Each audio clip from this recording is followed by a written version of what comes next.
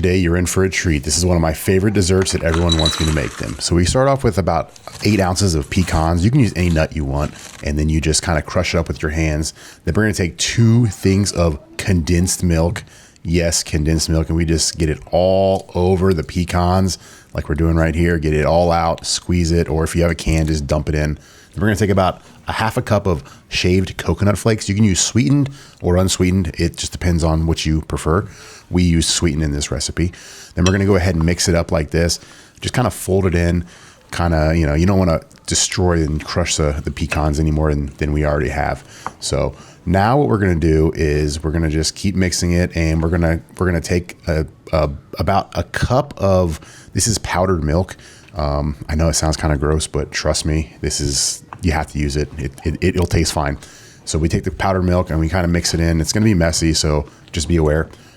So we mix it like this. We mix it, and it's going to start looking kind of like cookie dough, really. And that's the consistency we're kind of going for. And this is when it really starts to get hard to mix up. So you should probably have a pretty good forearm strength at this point. And then we're going to go ahead and transfer it into a non-stick pan. And right now the heat is not on, so be aware of that. So we're gonna go ahead and take a half a stick of butter, cut it in half, so a fourth a stick on each side, and then we're gonna turn the heat on.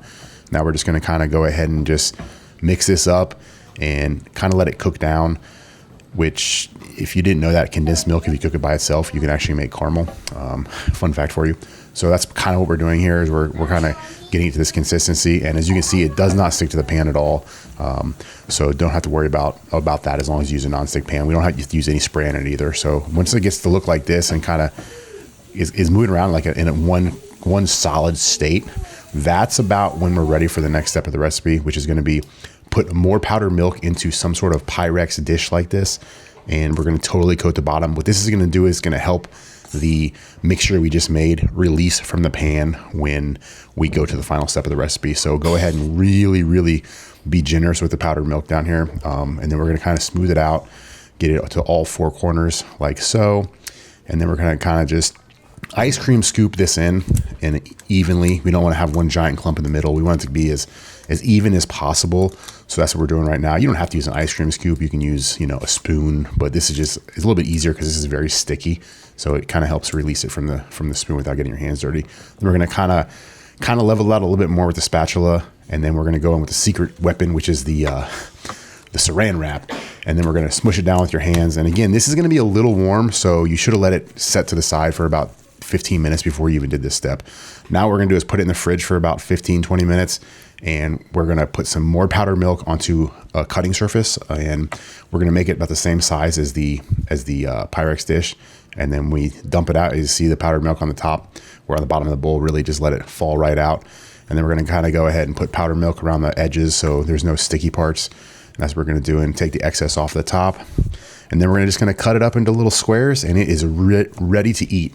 I know you're thinking, that's it? Yes, that's it. And trust me, this is going to be one of the best desserts you've ever had in your entire life. I was very skeptical the first time I made it, but trust me, this is one of my go-tos. You have to try this. Here we go. Okay, here we go. So very easy to make, and man, Dusty, they're so good. Oh my God. You have to try this recipe. Super easy. You can use any nut you want in there. You don't have to use pecans. Oh my God, but I'm about to eat the rest of this, so you know what to do.